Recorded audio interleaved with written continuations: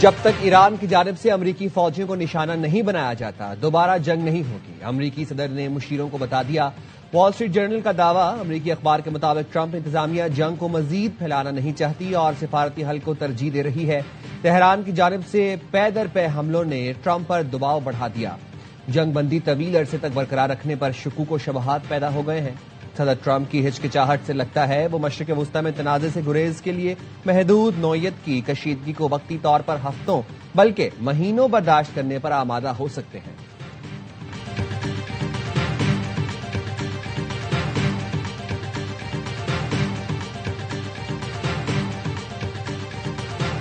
The negotiation itself has gone very well, actually. But if it happens, it could happen like over the weekend.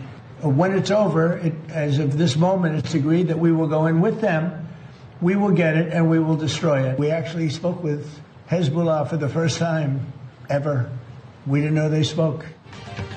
Iran کے ساتھ مذاکرات اچھے جا رہے ہیں، ہم ایران کا یورینیم حاصل کر کے اسے تباہ کریں گے۔ امریکی صدر ڈونلڈ ٹرمپ کہتے ہیں ہو سکتا ہے ہفتے کے آخر تک ایران سے مذاکرات میں کوئی پیش رفت ہو۔ ایران کے ساتھ معاہدے پر دستخط کے قریب ہیں، ہم نے پہلی بار حزب اللہ سے بھی بات کی ہے۔ حزب اللہ نے اسرائیل پر حملہ نہ کرنے کی یقین دہانی کرائی، اسرائیل نے بھی لبنان پر حملہ نہ کرنے کی یقین دہانی کرائی ہے۔ معاہدہ ہوتے ہی آبنائے ہرمز مکمل کھل جائے گی۔ On this vote, the yeas are 215 and the nays are 208. The concurrent resolution is adopted.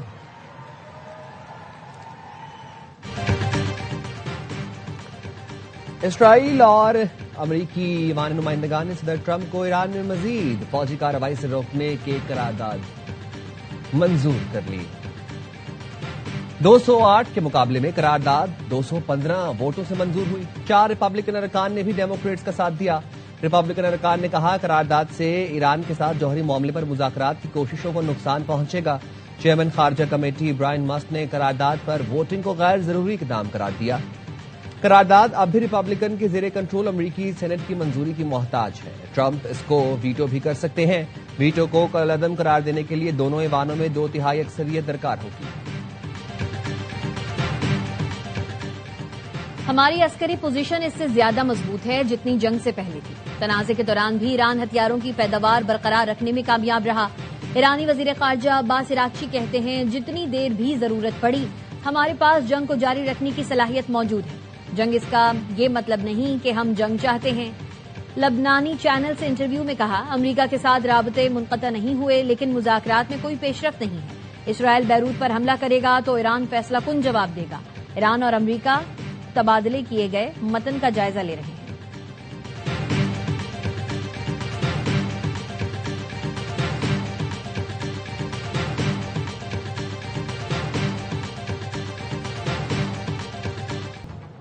اسرائیل اور لبنان کا جنگ بندی کے نفاذ پر مشروط اتفاق۔ امریکی محکمہ خارجہ کا کہنا ہے حزب اللہ کے اسرائیل پر حملے بند کرنے کی شرط پر جنگ بندی ہوئی۔ امریکی ثالثی میں واشنگٹن میں مذاکرات کا مشترکہ اعلامیہ جاری۔ حزب اللہ کے تمام ارکان جنوبی لبنان سے نکل جائیں گے۔ جنوبی علاقوں میں سیکیورٹی زون بنانے پر اتفاق۔ کنٹرول فوج کا ہوگا۔ حزب اللہ کے جنگجوؤں کو داخلے کی اجازت نہیں ہوگی۔ 22 جون کو دوبارہ مذاکرات ہوں گے۔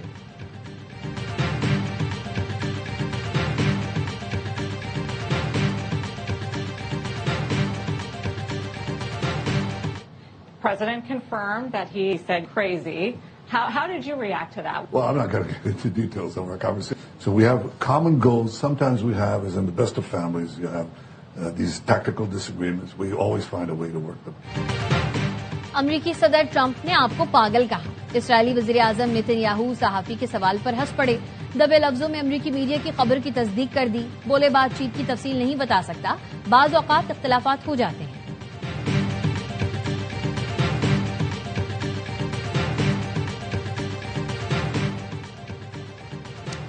امریکی سینٹرل کمانڈ نے پاسداران انقلاب کے دعوے کو غلط قرار دے دیا۔ کہا کویت کے ایئرپورٹ کو امریکی میزائل انٹرسیپٹر سے نقصان نہیں پہنچا۔ پاسداران انقلاب نے دعویٰ کیا تھا کویتی ایئرپورٹ پر حملہ ایران نے نہیں کیا بلکہ امریکی دفاعی سسٹم کی خرابی سے ہوا۔ گزشتہ روز ایران نے کویتی ایئرپورٹ پر حملے کو جوابی کارروائی قرار دیا تھا۔ سینٹ کام نے کہا حقیقت یہ ہے کہ ایران نے دانستہ منصوبہ بندی کے تحت اور بلا جواز ڈرونز کے ذریعے شہری ہوائی اڈے کو نشانہ بنایا۔ سینٹ کام نے بحیرہ عمان میں امریکی بحریہ کے جنگی جہاز کو نشانہ بنانے کا ایرانی دعویٰ بھی جھوٹ قرار دیا۔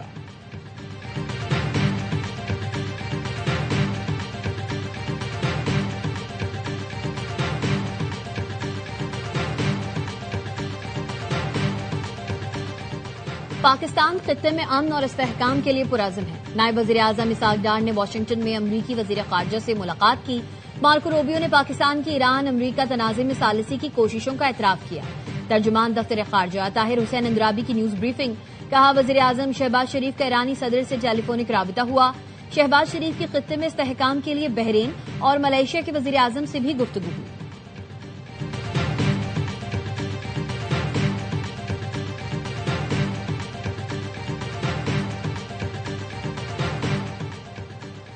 نائب وزیر اعظم اسحاق ڈار اور پی پی وفد میں ملاقات. مسجد پر اختلافات برقرار. پیپلز پارٹی اور حکومت کے درمیان ملاقات میں پیش رفت نہ ہو سکی. پیپلز پارٹی اور حکومت کے درمیان معاملہ سینئر قیادت کی سطح پر زیر بحث آئے گا. اسحاق ڈار آصف زرداری اور بلاول بھٹو سے ملاقات کریں گے. ذرائع کے مطابق بلاول بھٹو نے پارٹی کی کمیٹی کو بجٹ پر حتمی فیصلے سے روک کر بجٹ پر حکومت سے خود مذاکرات کرنے کا فیصلہ کیا ہے. وہ گلگت بلتستان سے واپسی پر حکومت سے بات چیت کریں گے. بلاول بھٹو 6 جون کو گلگت سے اسلام آباد واپس پہنچیں گے. وزیر اعظم شہباز شریف سے ملاقات کا امکان.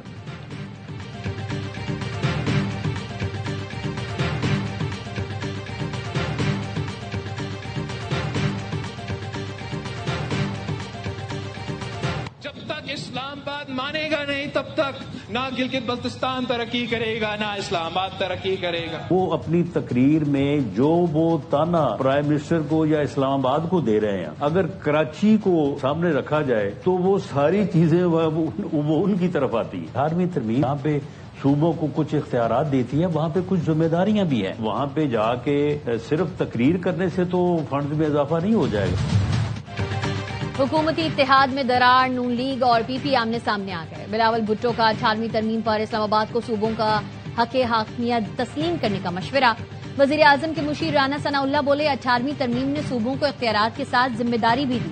جی بی میں جا کر صرف تقریر کرنے سے فنڈز میں اضافہ نہیں ہو سکتا. بلاول جن باتوں کا ذکر کرتے ہیں وہ سب کراچی میں ان پر لاگو ہوتی ہیں. کراچی کو چلانا ہے تو الگ بلدیاتی نظام دینا ہوگا. جتنے مسائل ہیں وہ اس کے حل میں خود مختار بھی ہوں.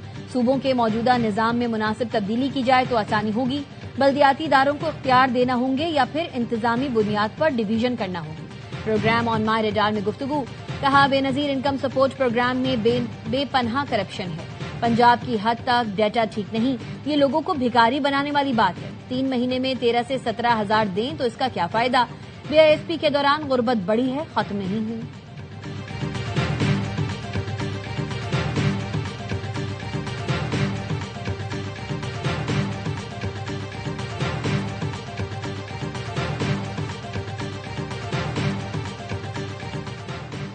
گلگت بلتستان میں انتخابی گہما گہمی. نون لیگ, پیپلز پارٹی اور دیگر جماعتوں کی الیکشن مہم جاری. مسلم لیگ نون کا ہنزا میں ورکرز کنونشن. خرم دستگیر نے خطاب میں کہا گلگت بلتستان کی عوام کو ترقی چاہیے تو شیر پر ٹھپا لگانا ہے. آئندہ 5 سال میں ہنزا کی تقدیر بدل جائے گی. عابد شیر علی نے کہا مسلم لیگ نون کا انتخاب کریں تاکہ گلگت بلتستان میں بھی پنجاب جیسی ترقی ہو. کیپٹن ریٹائرڈ صفدر بولے ہم الیکشن ہاریں یا جیتیں جی بی کی خدمت نہیں چھوڑیں گے. چیئرمین پیپلز پارٹی بلاول بھٹو زرداری آج غزر میں جلسے سے خطاب کریں گے. خاتون اول آصفہ بھٹو زرداری نگر میں جلسہ عام سے خطاب کریں گے.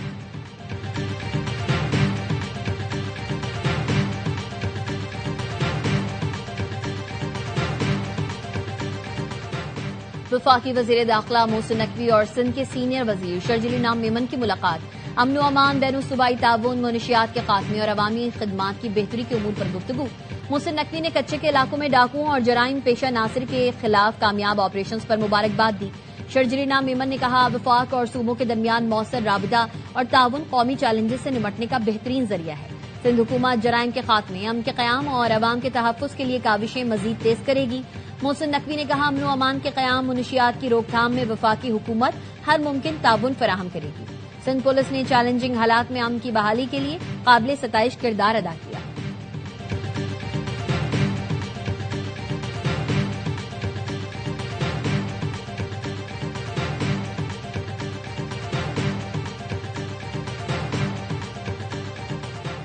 رواں مالی سال کے پہلے 11 ماہ میں تجارتی خسارہ 17.48% بڑھ گیا. جولائی تا مئی تجارتی خسارہ 34 ارب 75 کروڑ 80 لاکھ ڈالر ریکارڈ کیا گیا. ادارہ شماریات کے مطابق 11 ماہ میں درآمدات میں 5.94% اضافہ ہوا. برآمدات میں 5.61% کمی ریکارڈ کی گئی. مئی میں تجارتی خسارہ 2 ارب 58 کروڑ 20 لاکھ ڈالر رہا. سالانہ بنیادوں پر مئی میں درآمدات 6.63% کم ہوئی.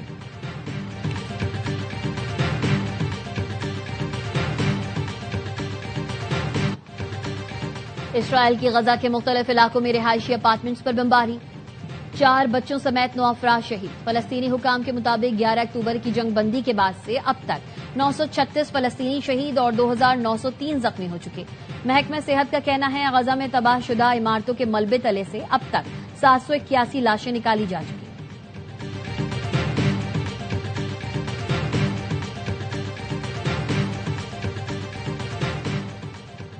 مسیحی برادری کے نمائندہ وفد کی اعظم نذیر تارڑ اور عطا اللہ تارڑ سے ملاقات. اقلیتوں کے حقوق، قانونی اصلاحات اور مسیحی برادری کی فلاح و بہبود سے متعلق امور پر گفتگو. وفد نے اقلیتی برادریوں کے حقوق کے تحفظ کے لیے حکومت کے مسلسل عزم کو سراہا. وزیر اطلاعات عطا تارڑ نے کہا، حکومت اقلیتوں کے حقوق کے تحفظ کے لیے پوری طرح کاربند ہے. اقلیتی برادری سے مشاورت قانون سازی میں ان کی آراء کو یقینی بناتی ہے. ہر پاکستانی بلا امتیاز ملک کی ترقی میں اپنا بھرپور کردار ادا کر سکتا ہے.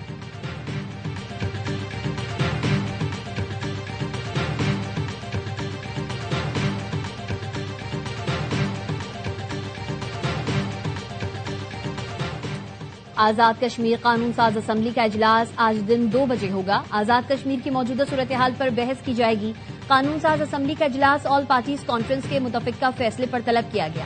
کانفرنس میں مہاجرین نشستوں کا معاملہ اسمبلی کے سپرد کرنے کا فیصلہ کیا گیا تھا.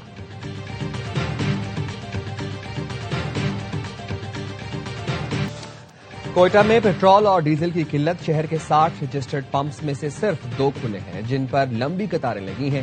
لوگوں کو شدید مشکلات کا سامنا ہے. کہتے ہیں گھنٹوں لائن میں کھڑے رہنے کے بعد بھی پیٹرول نہیں مل رہا.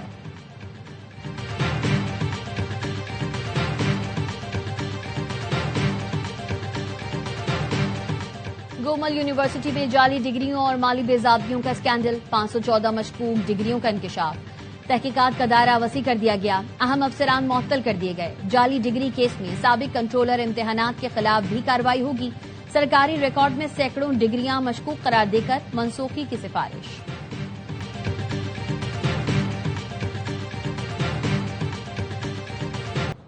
کراچی میں رینجرز اور ایس آئی یو پولیس کا جمیل چھانگا گروہ کے خلاف آپریشن. ملزمان کی قانون نافذ کرنے والے اداروں پر فائرنگ. جوابی کارروائی میں انتہائی مطلوب ملزم سکندر عرف بابر کالیا مارا گیا. ترجمان رینجرز کے مطابق ملزم اسد زخمی حالت میں پکڑا گیا. ایک اور ملزم زہیب عرف شاہ صاحب بھی گرفتار. داماد رسول حیا اور ایمان کا پیکر. ثروت و ثقافت میں مشہور خلیفہ سوم حضرت عثمان غنی رضی اللہ تعالیٰ عنہ کا یوم شہادت آج منایا جا رہا ہے. کاتب وحی اور جامع القرآن حضرت عثمان کو بلوائیوں نے روزے کی حالت میں تلاوت قرآن کے دوران شہید کیا. نبی محترم کی 2 صاحبزادیاں آپ کے نکاح میں آئیں. اسی مناسبت سے آپ کو ذو النورین کہا جاتا ہے. آپ عشرہ مبشرہ میں سے ایک ہیں. حضرت عثمان کے دور خلافت میں مدینہ مثالی ریاست بنا.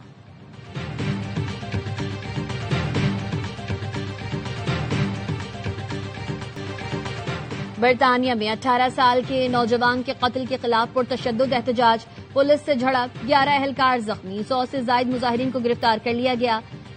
ہنری کو ایک سکھ لڑکے نے چاقو سے حملہ کر کے زخمی کیا تھا. پولیس نے ہنری کو فوری اسپتال پہنچانے کے بجائے دونوں کو پکڑ کر ہتکڑی لگا دی تھی. چیف کانسٹیبل نے ہنری کی گرفتاری پر معافی مانگ لی. برطانوی وزیر اعظم نے زخمی نوجوان کی گرفتاری کو پریشان کن قرار دیا. کہا ویڈیو دہشت ناک ہے، معاملے کی تہہ تک جائیں گے.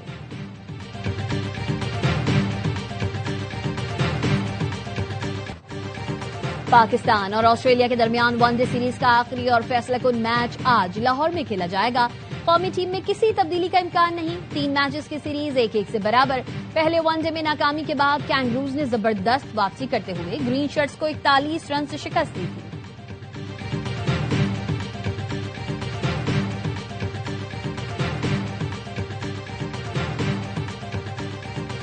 اور لارڈز گراؤنڈ کا کرکٹ کی تاریخ میں نمایاں مقام. تاریخی میدان ریکارڈ 150ویں ٹیسٹ کی میزبانی کرے گا. انگلینڈ اور نیوزی لینڈ کے درمیان پہلا ٹیسٹ آج سے شروع ہوگا. لارڈز میں سینچری بنانا اور 5 وکٹس لینا بڑا اعزاز ہے. جو بھی یہ کارنامہ کرتا ہے اس کا نام بورڈ پر سج جاتا ہے.